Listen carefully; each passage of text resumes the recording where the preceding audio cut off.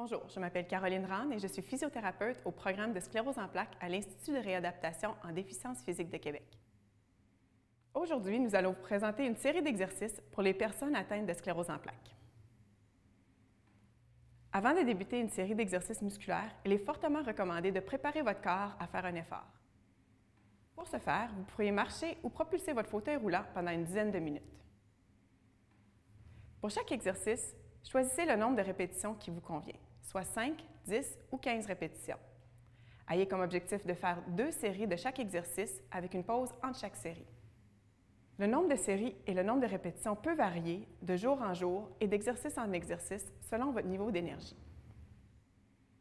Assurez-vous de maintenir une respiration constante et naturelle tout au long des exercices. Ne bloquez pas votre respiration.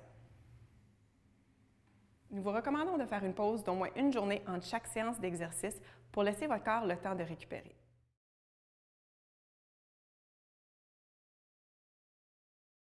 Les exercices d'étirement sont importants pour maintenir la souplesse musculaire et la mobilité en général. Il faut toujours faire les mouvements lentement et maintenir les étirements sans donner de coups.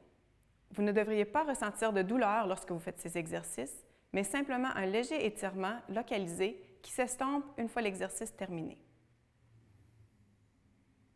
Les exercices d'étirement peuvent être faits à tous les jours et nous vous recommandons de tenir chaque étirement de 30 secondes à 1 minute.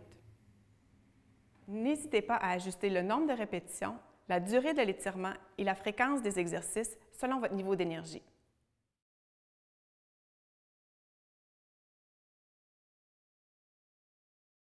Cet exercice a pour but d'étirer les muscles de vos mollets. Nous vous présenterons une variation en position debout et une variation en position assise. À vous de choisir l'exercice qui vous convient le mieux.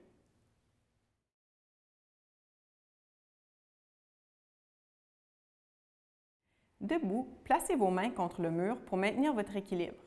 Reculez ensuite un pied loin derrière vous en assurant de bien garder le talon au sol et le genou tendu.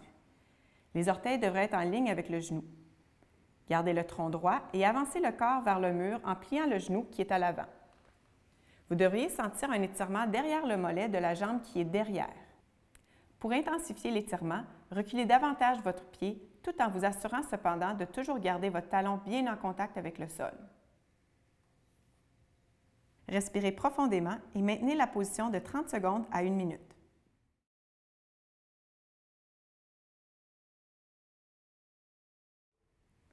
Assis bien droit sur une chaise, étendez votre jambe, le talon au sol ou placé sur un petit tabouret. Saisissez les 2 extrémités d'une serviette roulée ou d'une ceinture que vous placerez sous le devant du pied. En gardant votre genou bien étendu et le dos bien droit, tirez sur la serviette afin de ramener vos orteils vers vous. Vous devriez sentir un étirement derrière le mollet.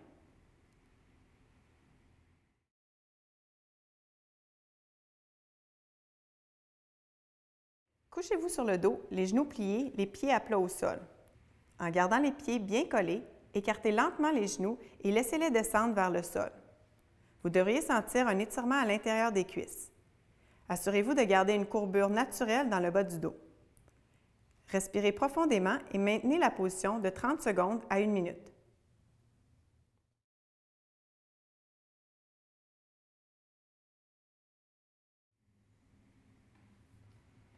Debout ou assis près d'un mur, levez le bras droit à la hauteur de l'épaule et pliez le coude à 90 degrés.